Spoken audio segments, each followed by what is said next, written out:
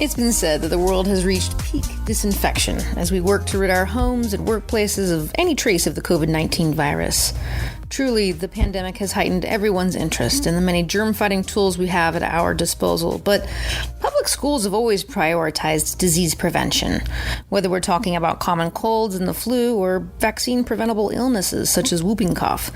So what can our neighborhood schools teach us about the strategies that work best?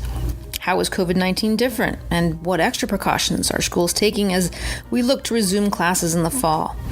I recently caught up with Canyons District Nurse Jennifer Gerrard and BJ Weller, Responsive Services Director for Canyons District, the department which, among other things, works to maintain safe, healthy learning environments in our schools. So let's start with what schools do every year in the name of disease prevention. Maybe start with you, Jen. I know that we enforce state vaccination requirements. We have sick rooms in our schools. We teach good hand hygiene. But, what are some of the things parents might not know about what a school nurse does on a daily basis?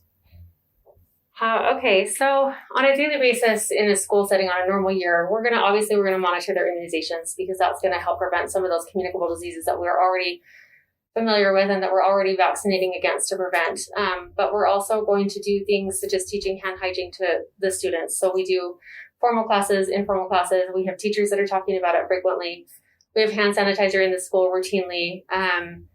Other things that we're doing, we have a health room that's located in every office, and those health rooms are a place where children can go and lay down and rest. If they have a fever or they're sick in another way, then we're contacting parents and trying to find them somebody who can pick them up and take them home and help them feel better.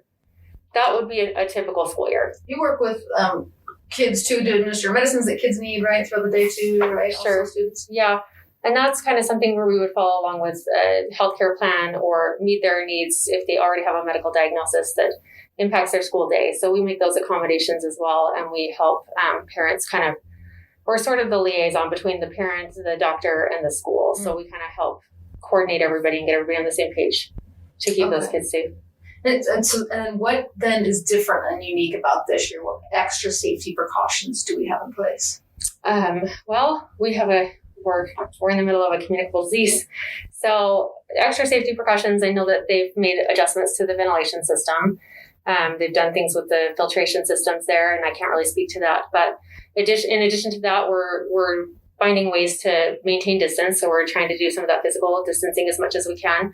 They have made changes to lunch schedules and how the lunchroom is situated so that kids aren't directly sitting across from each other when they're not wearing their masks. We've implemented the mask mandate. We're asking everybody to wear the mask. We're really just upping our game on sanitation. So things that we were already doing, we're doing more of, or we're doing it more frequently. We are having we're going to be having kids hand sanitize more. We're going to be having them wash their hands more. School nurses are hoping to really get involved in their schools and be there to kind of teach some of that hand hygiene practice. And I'm sure I'm leaving a lot of things out. We're doing a lot of different things right now. Right. And there's a whole laundry list, I think. And then you mentioned lunchrooms, but I think one of the things I had heard is that they would assign seats also, right, during lunch for the purposes of contact tracing. Mm-hmm. In the classrooms too, right? We'll have students assigned to desks. Yes, exactly. So if we have a seating chart for as many events as we can within the school day, then that will help us identify the people that were exposed if somebody were to test positive. Great. One of the ways, of course, one of the more powerful ways that we can prevent the spread of COVID is to wear face coverings, and as a global community, we've deployed and investigated a lot of complicated fixes to this pandemic, right? But, there really is the one simple, achievable solution of wearing face coverings. To avoid any confusion about our position on face coverings, what are we asking of our employees and our students and our visitors to this building? Please just wear a face covering. I mean, it's really that simple, right? We're a Canyons family, and we care about each other. And it might be a little inconvenient. It might be a little itchy. But at the end of the day, if it saves lives, why would we not do that? And accommodations are made available to staff and students who may have a sensitivity or a sensory, a medical or mental health condition. And we're working through that process. But if we're able to help somebody, I think it's our responsibility to do that. Canyons District has created 3 learning options for families: in person, online, or parent-directed, district-supported. And if a family really feels strongly that they do not want to send their child to school with a mask, then we just invite them to choose one of those other 2 options, because, again, there will be more risk for everybody if we're not following through on this health requirement of wearing a face covering. And I should mention, if we sound a little muffled, it's because we're all wearing face masks, right? Yes, we are. Yes, we are. I wanted to add one thing to what Jen said a few minutes ago, because I don't think they give themselves enough credit. Our school nurses are working night and day to not only train our front office staff on how to use a glucagon pen or an EpiPen, first aid, CPR. They'll be training each front office on what do we do when somebody comes in and they have symptoms, right? Because we know that there's still going to be the general cold. People will still have sinus infections. So number one, we're asking people, please do not come to school or work if you're not feeling well and you have symptoms, right? Please just stay home until you don't have symptoms, or go get checked by your health doctor. But number two, if you do have symptoms at school and you have to come down, our nurses are training the front office on, is this an injury or is this symptom related? Do they need to be isolated, or do we just need to have a secondary location for individuals to wait? Or if they're coming down to get their medication, what is all of that going to look like? And then they're providing additional protective equipment to the front office in the form of goggles, higher rated masks, because if they're dealing with students who have symptoms, again, we want to then increase their protective factors. So they are working tirelessly, not only to provide facts to individuals so that they can maybe reduce some of the anxiety or fear that they're feeling, but to then provide ongoing supports through this whole process. What about physical distancing? We've talked about one of the things that I understand that we're doing is to reduce sort of intermingling in the halls and keep students kind of well spaced. We'll be doing some things with, like not chalking, but lining of the halls with directional signage and that kind of thing, right? Anything else? We talked about the lunchrooms, but what about how are we handling recesses and that kind of thing?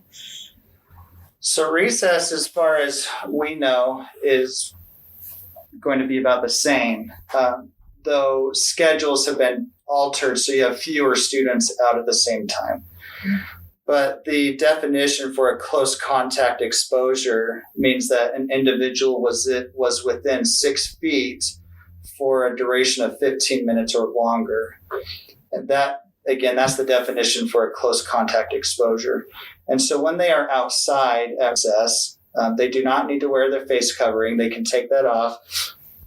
They need to play, get fresh air, right? Continue not only getting exercise, but practicing good social skills, problem-solving skills. Yeah. And it's good for them. It's really important. It's critical, really, to take that time to be out there.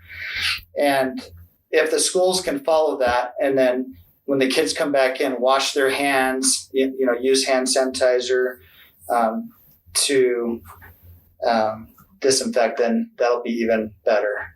And that, really that's what we're asking our teachers to do when the students come back in. Give them that opportunity. Use soap and water as much as possible. That's more effective than the sanitizer. Mm-hmm. Right, Nurse Jan? That's correct. Yep, we prefer soap and water, but when you don't have access to soap and water, then the hand sanitizer will have to do. Yeah. And what is it? 20 seconds, right? 20 seconds. Magic number? Yeah, 20 seconds. So that's, the ABCs twice. What is it? Happy birthday twice, or twinkle, twinkle, little star twice. Okay. Any of those will get that 20-second time, and it's scrubbing everything, scrubbing your fingertips, getting in between your fingers, just making sure that you're covering all the surfaces with soap, and then rinsing really well with water. And I just got off the phone with our transportation director too, and we were kind of talking about some of the safeguards that are in place for our buses, and they're really quite similar to what we have for our schools, right? Folks will be required to wear a face covering. And then I think they'll have sanitizer available for students to use as they board the bus. They'll be doing cleanings between routes. And then after the end of the school day, also with hospital-grade disinfectants, as we will with our classrooms. So this is another area that is not necessarily foreign to schools, right? The handling of suspected or confirmed cases of a transmittable disease, right? Talk about kind of how we'll be approaching this with COVID-19. What's unique about this year? What's unique about this year is that in other outbreaks of communicable diseases, we typically have a vaccine. So we have vaccine rates within schools, which is going to sort of give us a herd immunity in a sense. And so that herd immunity is going to protect the most people. And then there's going to be a few that have an exemption for the vaccine, so they don't have the vaccine. So if there's an outbreak, and that number varies depending on the disease. So measles, it only takes one, and that's an outbreak. If there's varicella, then it's like 5. So it varies depending on what it is that we're dealing with. But students that have an exemption would be the ones that then need to quarantine and monitor and watch. And the students that are vaccinated fully are able to continue to come to school. So it's treated a little bit different, where this is communicable, but there isn't a vaccine option. So everybody is essentially exempt from having immunity. So they're all treated that way, and they would all need to quarantine after an exposure or isolate if they test positive. Okay. And what we know right now today, as of this recording, August 10th, is that a outbreak in a classroom is considered when 3 individuals have tested positive within a 2-week time frame. When there are 2 confirmed cases in a classroom, we'll send a letter home to the families within that class, not to the whole school, just in that class, to let them know that there have been a couple of confirmed cases and that we will be asking people to be more diligent. If it does reach that 3rd case within that 2-week time frame, then the whole classroom will need to quarantine for the 2 weeks. So that would be considered an exposure an outbreak. And if we're thinking about a whole school, then 15 individuals testing positive would be considered an outbreak. And in collaboration with the local health department and our school board, that decision would be to close the school for the 2-week quarantine period. Okay. And of course, one of the benefits of the learning options that we have available to parents in that case is that, all teachers will be pushing their instruction onto Canvas, right, which is sort of the online learning system that we use. And so no matter where a student is learning, they're going to be on track with their peers. They're going to be able to access the lessons that they need to access and the support that they need to access to continue learning, even during a situation like this. That's exactly right. As much as we can keep routines, procedures, relationships in place, the better. So if you have to quarantine for 2 weeks, all of our teachers should now have Canvas pages. They've been receiving training throughout the spring and now into the fall on how to provide that instruction. And students will not unenroll from that class. They'll continue with their same teachers during that time frame. What happens if a parent, over the weekend, their child has symptoms, they take them in for some testing because they're concerned, and they find out that the child tests positive? Do they notify the school, or does the health department notify the school? How does that work? Yes and yes. Okay. So we cover our bases. Yeah, so we're asking, number one, if somebody has been tested and they have not received their results yet, please stay home, right? Please do not come to school or work if you have symptoms. And if you're awaiting test results, please do not come. You should be quarantining. If you do receive information that you tested positive, please let your school office know. The health department will notify us, but they may not notify us in the same time frame as a parent because of the caseload at the health department. So they may in the same day. I don't know. But we always just ask parents to let us know why their students are not in school. And this is no different. We talked about obviously how we're safeguarding the physical health of our employees and our students. But this pandemic has really been a traumatic experience for all of us, right? I mean, talk about maybe some of the measures that we have in place to support just wellness in general, emotional healing and mental health for our students and our employees. One of the really important facts I want to make sure we mention is that even before COVID, Canyon School District had planned to hire 6 additional school nurses because we saw the gap in services that we could provide to students and staff and families in terms of wellness, right? They're not just here to help give insulin shots and create healthcare plans. There's a lot that our school nurses can do to provide education and prevention, focusing on the whole child, eating better, getting adequate rest at night, looking at the snack guidelines that we provide to schools and to families, right? Mm-hmm. But I think number one, just as we focus on wellness, reminding everybody to be gentle with ourselves, right? Get as much sleep as we can. That's healthy. Maybe not 15 hours, right? But get adequate rest, eat healthy, do everything you can to improve your immune system. And then just be mentally prepared when we come back with our students that many of our students have been in unsafe situations. Maybe some of our staff members have been in unsafe situations. And what I mean by that is domestic violence rates have increased significantly, even in our own county. And drug and alcohol use has increased in some areas in our county. And just knowing some of those situations and where there's been less structure in the home than maybe people are used to when they come to school. When everybody comes back, just be gentle with ourselves, with our students. Just know that people are here. There might be a lot of fear. There might be some anxiety, but work through that with your counselor, with your school staff members, with your administrator. If it really does become a struggle where you feel like you can't function, then reach out. We have an employee assistance program, offers free counseling, free supports to individuals, and it's okay.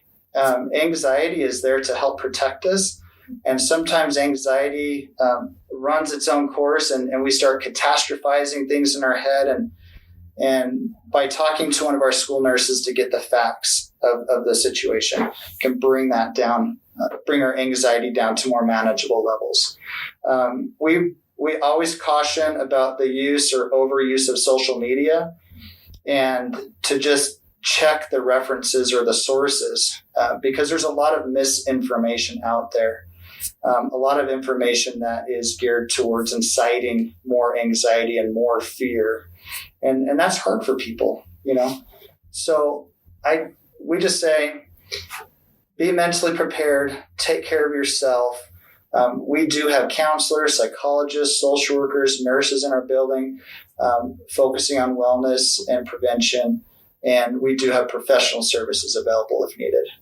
Yeah, and of course, like school administrators and counselors are also good resources as we still have the Safe UT app, correct? Yes.